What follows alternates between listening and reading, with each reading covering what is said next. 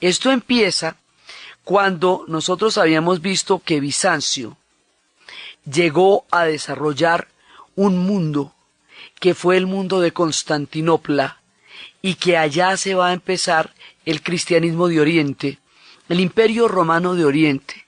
Luego se va a cristianizar con Constantino. Y en la época que se cristianiza con Constantino, ya esta Roma de Oriente se va a hacer muy poderosa y muy fuerte. Y va a tener toda una estructura que durará 1000 años.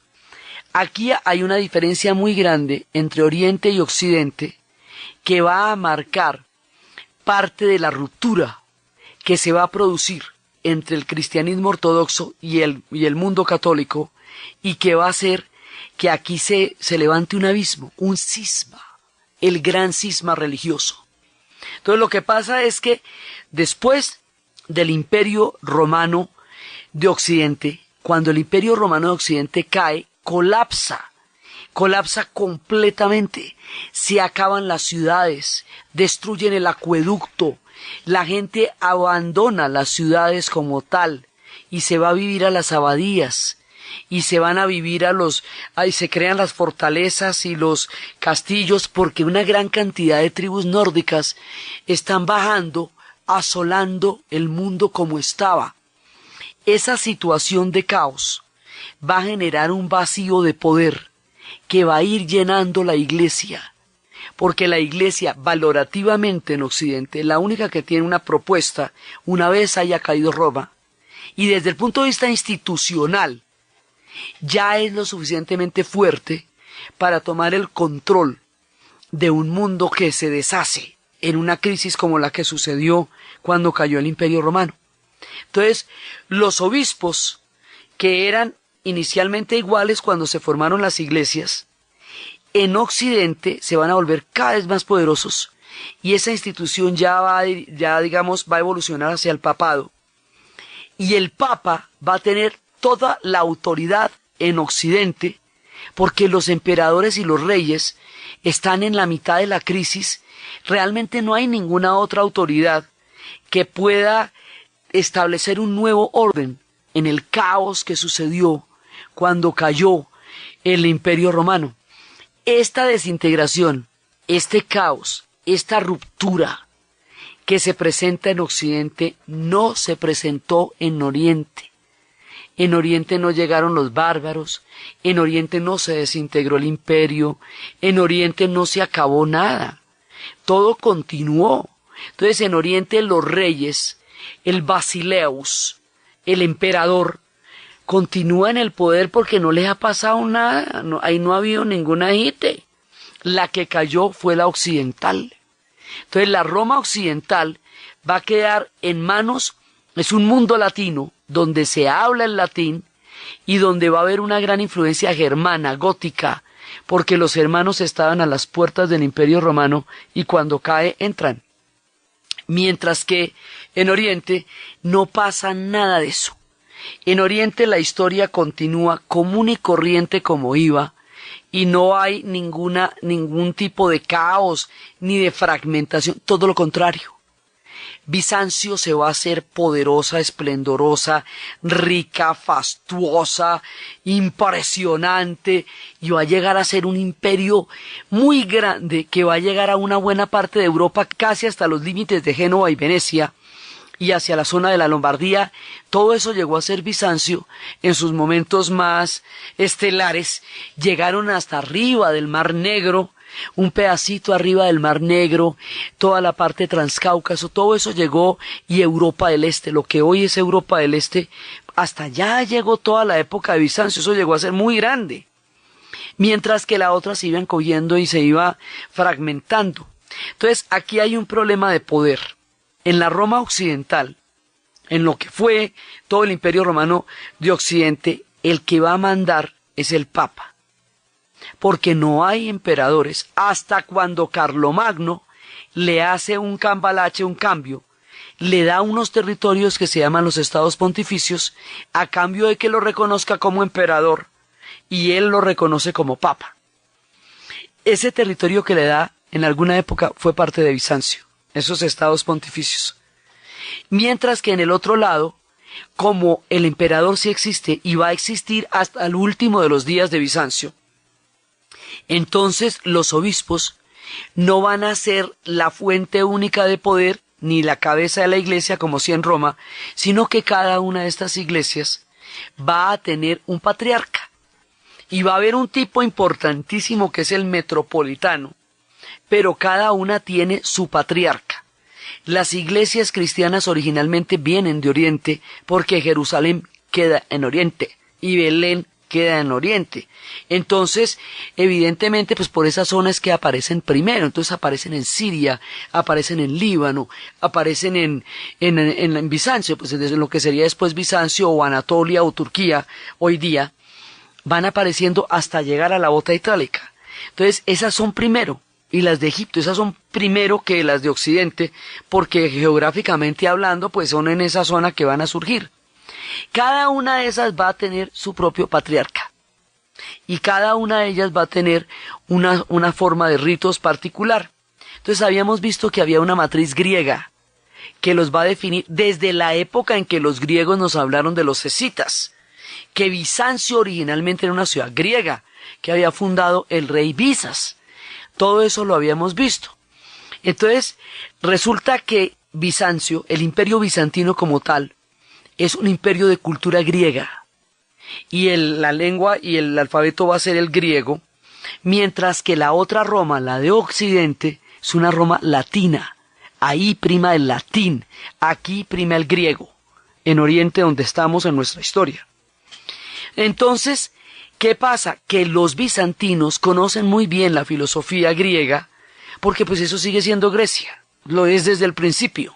Cuando San Agustín adopta la filosofía griega, particularmente a Platón, y lo convierte en parte de la doctrina, y desarrolla una filosofía escolástica, en donde va a nutrir el pensamiento religioso con la filosofía de los griegos. Él lo va a hacer por el lado de Platón y mucho más adelante Santo Tomás lo va a hacer con Aristóteles. Cuando se conozcan los textos de Aristóteles se vuelvan a encontrar en Occidente. Entonces, en Occidente, como la iglesia es tan fuerte, tan fuerte, tan fuerte, empieza a necesitar también un cuerpo de doctrina poderoso. Ese cuerpo de doctrina poderoso lo van a sacar de la filosofía griega y específicamente de Platón. Y van a hablar de la ciudad de Dios, y van a hablar de la ciudad terrestre, como se habla del mundo de los cielos y el mundo de la tierra, tomando la idea de Platón del mundo de las ideas y del mundo terrenal. Y lo van a adaptar y cada vez van a hacer una doctrina más fuerte hasta que se va a formar toda la filosofía escolástica que va a ocupar todo lo que es el pensamiento filosófico durante la Edad Media, que la Edad Media además no le sucede sino a la gente de Occidente. No va a haber Edad Media en Bizancio, porque nunca hubo decadencia, ni hubo una ruptura entre el mundo clásico y el mundo posterior. Ese esquema de la Edad Media es solo de Occidente, porque fue allá donde se cayó el imperio, y allá fue donde la antigüedad quedó atrás, después de 11 siglos de medioevo, y luego llegó el Renacimiento, donde volvieron a descubrir cómo era la antigüedad, y por eso se llama Renacimiento. Toda esa vuelta no le pasa a Bizancio. Entonces todo ese problema no lo tiene Bizancio. Entonces Bizancio lo que va a hacer es que ellos no consideran ni están de acuerdo con introducir la filosofía griega en el pensamiento cristiano, porque sienten que el pensamiento cristiano se debe basar en la fe únicamente, que si usted le mete filosofía, como la filosofía griega es originalmente pagana porque es hecha en un mundo anterior a Cristo, eventualmente esa filosofía va a cuestionar la fe en algún punto del camino. Por eso no están de acuerdo con San Agustín y no están de acuerdo con la filosofía griega como fundamento de la filosofía de la iglesia, de la filosofía escolástica.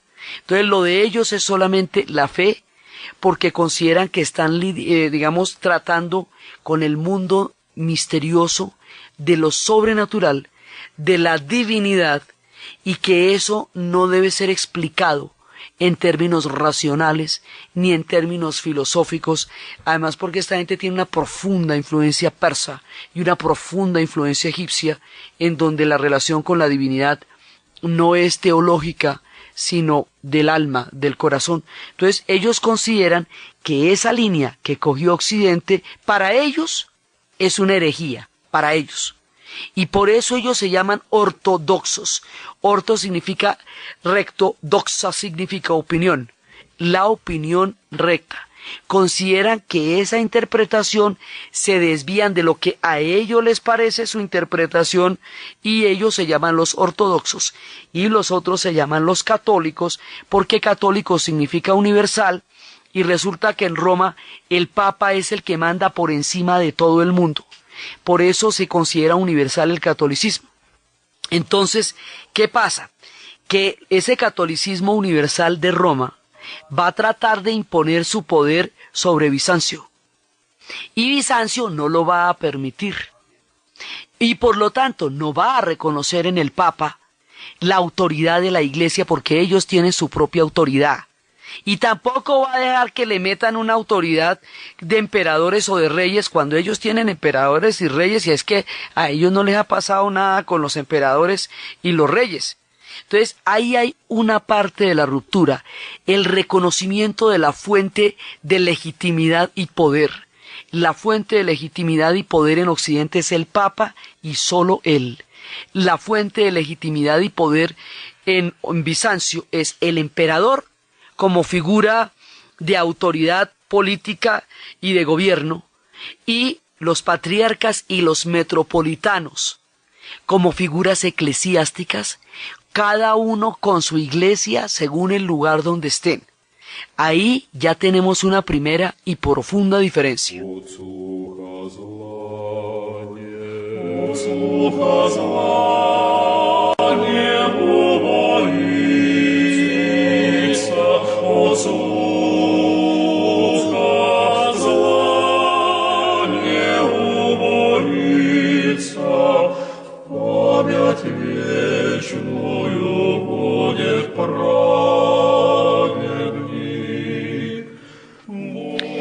Hasta aquí la cosa ya está complicada, pero durante la época de las cruzadas, cuando se fueron a reconquistar el territorio santo, cuando hubo una fracción chiita en Egipto, una fracción fatimí, que interrumpió la peregrinación a Jerusalén, y el Papa Urbano en Francia lanza la cruzada, esas cruzadas, la cuarta cruzada va a saquear a Constantinopla y la va a coger como botín y va a destruir sus íconos y va a llevarse sus tesoros y va a llevarse sus reliquias y la va a saquear de tal manera que en la plaza efectivamente de Venecia están los leones que eran de Bizancio, están estatuas que eran de Bizancio, porque además ellos van a tener unos enemigos que son los genoveses y los venecianos, que siempre van a estar en pugna con el poder de Bizancio, porque también se van a hacer muy poderosos.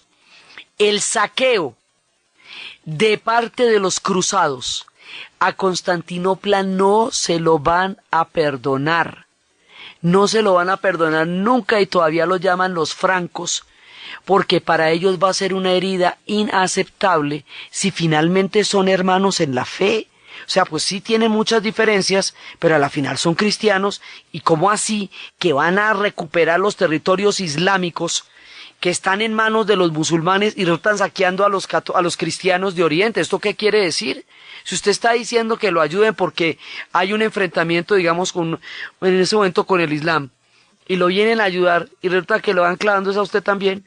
Entonces eso sí, ellos no lo entienden de ninguna manera, y el saqueo a Constantinopla va a ser muy grande porque Constantinopla es muy rica, y como en ese momento la gente se va moviendo por botines, pues el botín y la esquina del movimiento es Constantinopla. Entonces allá se dan la garra con el oro, fundiendo todo, porque hay mucha riqueza en la Constantinopla que van a conocer los cruzados, mucha más de la que hay de donde vienen, porque la Europa occidental está hasta ahora recuperándose, mientras que Bizancio está un lulo, está hecho una uva.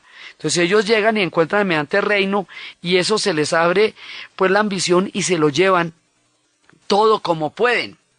Entonces ahí tenemos una ofensa muy grave que es la de la cruzada que saquea Constantinopla, igual supuestamente para ir por a recuperar los territorios, la tierra sagrada, pero saquean Constantinopla.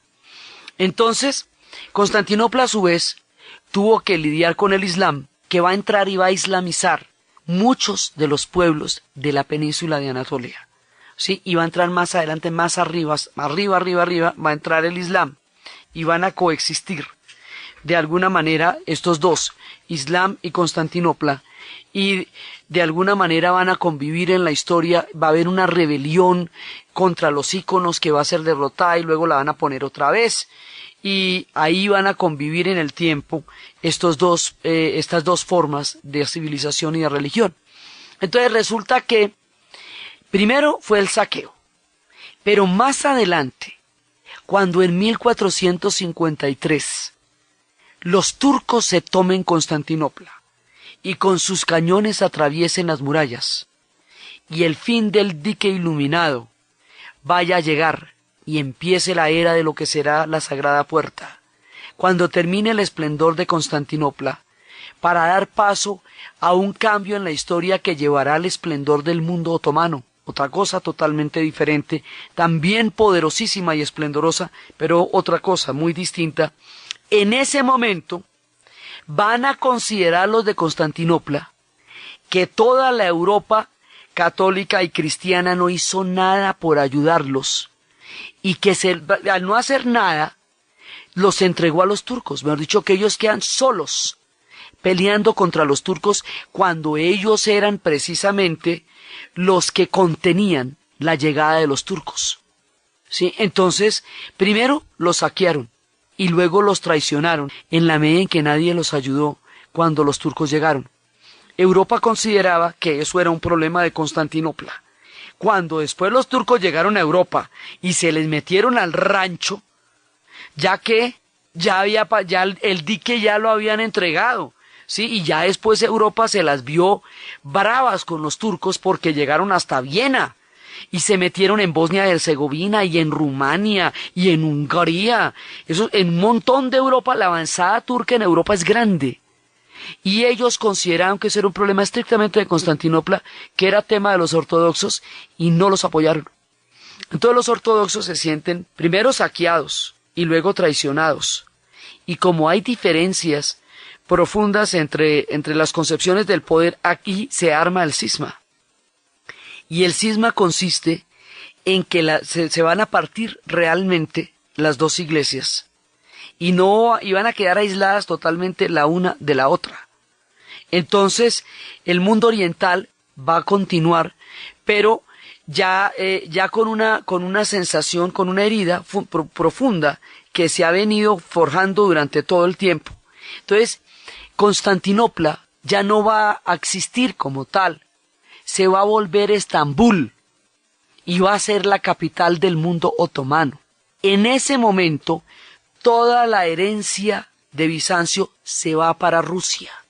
Rusia la va a recibir. Rusia no se islamizó. Los ortodoxos en Rusia lo siguieron siendo a pesar de la influencia del Islam. Entonces continuaban con una fe que se vio probada por la influencia de otra y se mantuvo firme.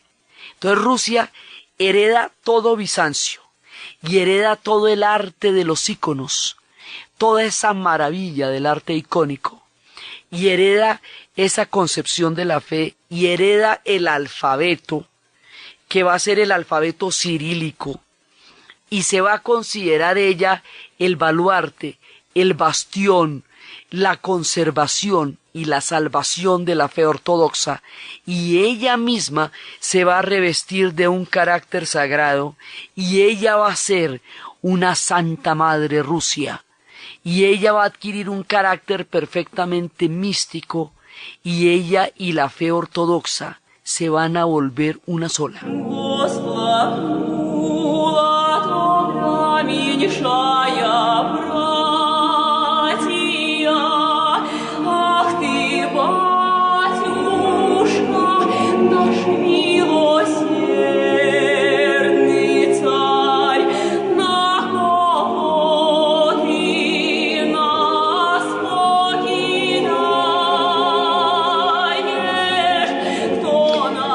Entonces, de ahí en adelante, Rusia se vuelve la protectora de la fe ortodoxa. Y ella se vuelve el corazón de la fe ortodoxa, lo que antes fue Constantinopla. Entonces, Constantinopla terminó su ciclo del mundo ortodoxo, que duró 1000 años. Y ese ciclo va a continuar en Rusia. Pero además, en una de las cruzadas, que fueron 8, llegaron hacia el mundo ortodoxo de los rusos los polacos, que son católicos, completamente católicos, y que están articulados alrededor de la fe católica, y que eso es lo que los define. Entonces el mundo eslavo, nosotros habíamos visto que los eslavos son rusos, ucranianos y bielorrusos, los de Oriente, serbios, eslovenos, montenegrinos y croatas, los del sur. Entonces, cuando llegan los polacos en una de esas cruzadas al mundo de los ortodoxos, ahí hay una división, dividen el mundo eslavo entre la fe católica y la fe ortodoxa, y los rusos van a considerar que esa avanzada polaca es un ataque a su propia fe, porque es un ataque de parte de los católicos, por un lado. Por el otro lado, cuando llegaron los mongoles y destruyeron la Rusia de Kiev, en ese momento se van a enfrentar con los caballeros teutones, que son germanos, que van a llegar a Rusia y que van a poner enclaves allá, pedazos de territorio. Esos enclaves o pedazos de territorio que los caballeros teutones dejan en Rusia cuando están enfrentándose, ahí eso va a ser el lío más grande de la historia, porque eso es lo que nos va a empezar un problema entre eslavos y germanos, que nos va a llevar en el siglo XX a 2 guerras mundiales, el tema de los germanos y de los eslavos. O sea, es increíble cuánto se va a llegar a complicar esto. Pero surge desde ahí, y por eso surge para ellos la figura de Alexander Nevsky, porque Alexander Nevsky es el que va a enfrentar a los caballeros teutones. Entonces, ahí alrededor de esto empiezan una cantidad de hostilidades con un mundo que viene desde lo católico y que también viene desde lo latino. En el caso de las avanzadas por el lado de Europa. Entonces, de una u otra manera, ellos sienten que esa fe los está atacando y les impone un mundo latino y les quiere imponer su poder, quiere que lo reconozcan como única cabeza, y ellos no lo van a hacer. Y ellos tienen sus propios emperadores y sus metropolitanos y están muy bien organizados. Entonces no lo van a hacer. Entonces Rusia lo que considera es que está rodeada de gente que viene a probar su fe. Por un lado el Islam, que ella lo tiene a un ladito, y por el otro lado los polacos, que son católicos, y por el otro lado los caballeros teutones. Entonces, después de este episodio y la llegada de los mongoles, que se van a islamizar en una gran cantidad de territorio, los mongoles van a armar canatos, el canato de Crimea, el canato de Siberia y el canato de la Horda Dorada. Los mongoles hoy día en Rusia se llaman tártaros, sí, pero ellos también van a llegar allá. Ellos van a destruir la Rusia de Kiev.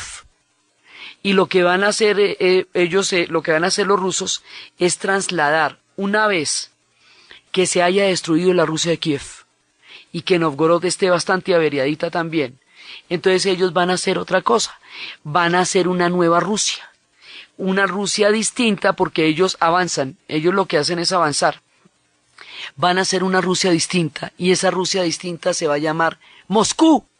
Entonces nuestra primera capital es Kiev, la Rusia de Kiev, la de Oleg, la de Volga, la de Rurik, la de los eslavos y la de los varegos, a donde llegamos a través de esa fusión, y que ya había entrado en contacto con la fe ortodoxa desde muy temprano en la formación de Rusia.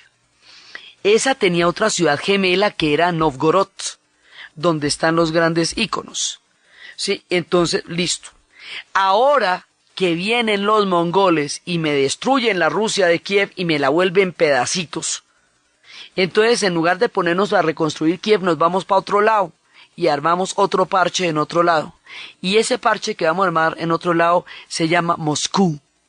Y resulta que, como este Moscú es completamente ortodoxo, como este Moscú es oriental, como este Moscú es bizantino, como viene de la herencia de Bizancio, como toma su caudal de ese momento en que Iván el Grande se va a casar con la hija del emperador asesinado de Bizancio, con Sofía Paleólogos, y va a desarrollar toda esta idea. Después vamos a echar el cuento de los Ivanes, ¿no? Pero es que ahorita estamos en la formación de la fe. Como eso va, él va a heredar a Bizancio, y Bizancio va a ser la Roma de Oriente, y la palabra para César, del que era de las Romas, es zar. Él va a ser zar de todas las Rusias, va a heredar la Roma de Oriente, y como ellos son los tributarios de un mundo que en Anatolia, hoy Turquía, desapareció, porque los turcos otomanos se lo tomaron y sacaron a Bizancio de ahí, y Bizancio se fue para Rusia, esta Moscú la van a reivindicar como la tercera Roma.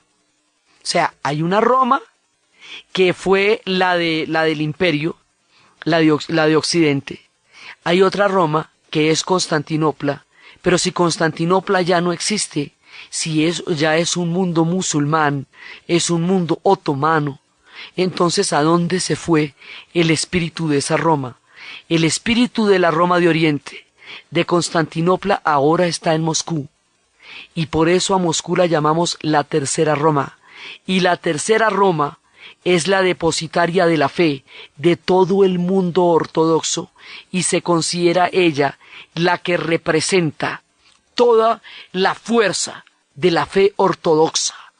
Entonces esto va a ser muy pero muy importante en el imaginario de los rusos, porque los define de principio a fin.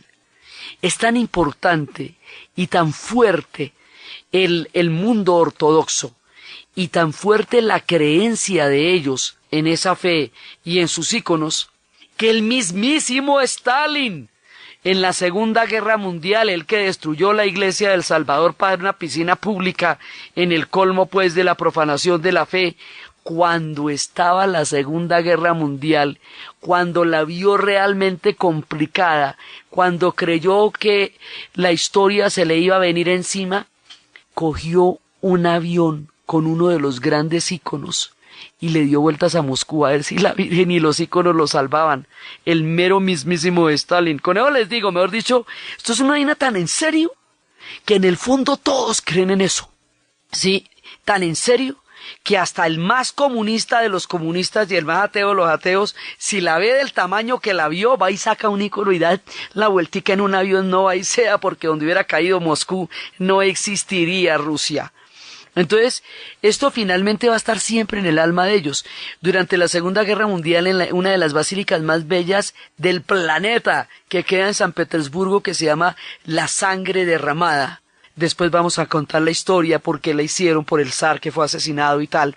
Hay, uno de los milagros es que en una de las cúpulas hay una bomba de los bombardeos de la Segunda Guerra Mundial que quedó debajo del brazo de uno de los santos.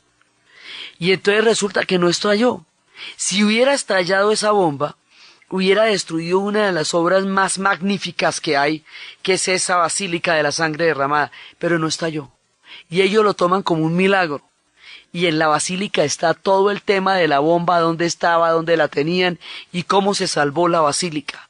Entonces, esta fe los ha salvado a ellos, les ha ayudado, les ha dado milagros, los ha acompañado en los días más duros y en los momentos más difíciles. Esta fe moldea su carácter, y esta fe es tan poderosa en Rusia, pero también lo va a hacer en los pueblos de la Europa Oriental.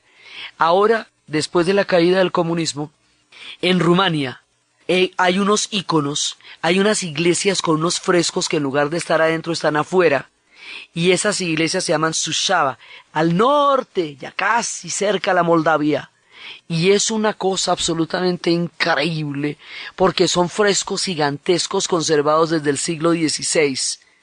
puestos en la parte de afuera, a la intemperie y a los tiempos, y hoy perfectos y brillantes. Entonces resulta que ahora se puede ver todo este mundo, porque durante los 70 años de la revolución bolchevique este mundo quedó totalmente oculto, bajo un régimen histórico que no reconocía ni el culto ni la oficialidad de las religiones y que intentó incluso sustituirla por otra, como era el carácter que llegó a tener en un momento la ideología. Pues parecería una capita chiquita al lado de los 2000 años de fe, porque esta fe es la que hoy determina. Entonces ellos lo que consideran es que su fe triunfó por encima de todos los avatares de la historia y que fue capaz de salvarlos en la guerra y que fue capaz de retornar a ellos después de la era comunista. Entonces, esa fe está pues tanto que le atribuyen a las 3 secretos que le dieron a los pastorcitos de la Virgen María, que uno era el retorno del cristianismo a Rusia. Entonces, esta fe va a ser la matriz del alma de ellos.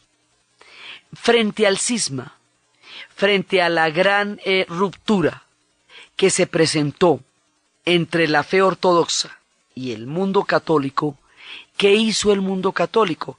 Los ortodoxos lo que hicieron fue desconocer las autoridades romanas, fortalecer las suyas y considerar que la suya es la fe correcta y no están de acuerdo con la otra, ¿sí? Pero entonces en el mundo católico la respuesta al cisma fue el silencio y el olvido. Y no se volvió a hablar del tema nunca, jamás. Y eso no se lo enseñan a nadie en los colegios. Y no se lo enseñan a nadie en ninguna parte. Simplemente le comentan que hubo un imperio bizantino, que eran ortodoxos sin entrar a comentarles qué es ser ortodoxos, y que un día los turcos se lo tomaron y que eso desapareció. Y no le cuentan a uno que eso se fue para Rusia, y es el famoso episodio en que uno está en clase, le están hablando del Imperio Bizantino, sale un momentico al baño y cuando vuelve se acabó Bizancio. Y uno no sabe para dónde se fue Bizancio. Dice, pero un momentico, si Bizancio tan poderoso, tan tritino, tan tremendo, y ahora ya no está. Y uno busca en los libros, no hay nada más de Bizancio. Bizancio se fue para Rusia, y allá continuó su historia. Pero a nosotros no nos cuentan ninguna de esas partes, porque parte del cisma es el silencio sobre la fe del otro. Entonces nunca se sabe que hay otro cristianismo, que hay otro rito, que hay otra manera de entender la doctrina, que para ellos la parte de los íconos es la que es sagrada porque se relacionan ese con el ícono, y por eso los íconos tienen tanta variedad, y el rojo y el dorado. Eso es una escuela de arte absolutamente increíble hoy por hoy en la Rusia actual. Uno de los pintores más famosos y más reconocidos es un pintor de íconos. Volvió a pintar los íconos como se pintaban en toda la tradición de la fe ortodoxa. Entonces, en el mundo católico no se vuelve a hablar del tema. Nunca más. Entonces, cuando se dice que se es católico, apostólico y romano, se quiere decir que se pertenece a la iglesia que reconoce como cabeza de toda la fe al Papa, y que no se es ni ortodoxo ni oriental. Sí, eso es lo que significa, eso es una profesión de fe, que usted la dice una en Occidente y otra en Oriente. Entonces, detrás del silencio quedó un mundo cristiano que Occidente no conoció. Entonces uno va caminando por Europa del Este y se le empiezan a aparecer las iglesias ortodoxas, y entra en una iglesia y encuentra una distribución totalmente distinta, porque no es el altar donde se está dando el culto, sino detrás de los íconos, lo que llamamos iconostasio, que es este retablo con las pinturas de los santos, y que es con quien la gente se relaciona en la fe. Entonces nos encontramos que el sacerdote no está enfrente, en el púlpito, y no está en el altar, como en la misa católica, sino que está es detrás del iconostasio, y habla desde atrás, y canta, y que la gente no está sentada en bancas, sino que está de pie, y hay unos cánticos, y luego sale el sacerdote detrás del iconostasio, y empieza a mover el incienso, y empieza a cantar con la gente, y la ceremonia de la misa tiene más ese sentido que el sentido del sermón, sea, la misma ceremonia es distinta. Dentro de las iglesias no hay estatuas, porque esta es una herencia griega y ellos consideran que las estatuas eran parte del paganismo de la Grecia antigua, que rendía culto al cuerpo. Entonces los íconos son bidimensionales, solamente son pinturas, nunca pueden ser estatuas, ¿sí? Mientras que en las iglesias católicas los santos son estatuas y están por todas partes, y la Virgen es una estatua. Una virgen ortodoxa no es una estatua, una virgen ortodoxa es un ícono, porque en el mundo católico la humanización de las figuras es muy importante, porque la figura, el sentido humano de Jesús es muy importante. En el mundo ortodoxo es el sentido divino el que tiene mayor importancia, y no pretenden una representación parecida a lo que pudo haber sido la Virgen o Jesús, porque consideran que nunca los vieron y que lo que toman de ellos es la esencia sagrada. Entonces son diferentes los ritos, las iglesias. Una iglesia ortodoxa está totalmente llena de íconos y de mosaicos, totalmente. Y en la parte de arriba, sobre la cúpula mayor, está la figura de Jesús, que se llama el Pantocratos, sí, o sea, el que rige todo.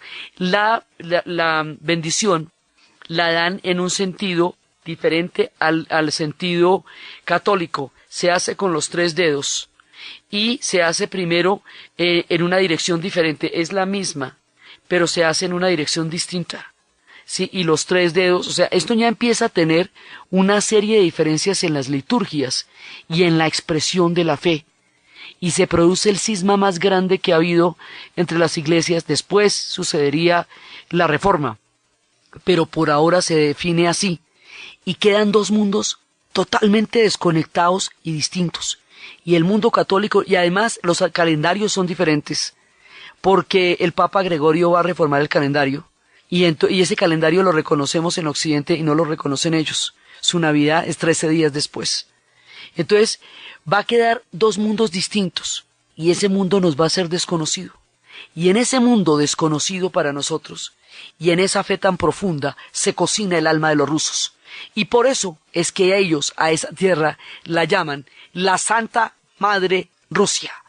Y la manera como ellos van a expandir esa Santa Madre hasta llegar a convertir esto en el pedazo de tierra más grande del planeta, es lo que vamos a ver en el siguiente programa. Entonces, desde los espacios de los íconos, desde los espacios de Bizancio, desde los espacios de la herencia, del legado del mundo de Constantinopla, en la Tercera Roma, en Moscú, desde los espacios de una fe que atraviesa el alma de un pueblo, en la literatura, en la música, en las campanas, en el canto, en la virtud y en todo aquello que ellos consideran desde la más profundo de su historia lo sagrado, en la narración Diana Uribe, en la producción Jessy Rodríguez, y para ustedes, feliz fin de semana.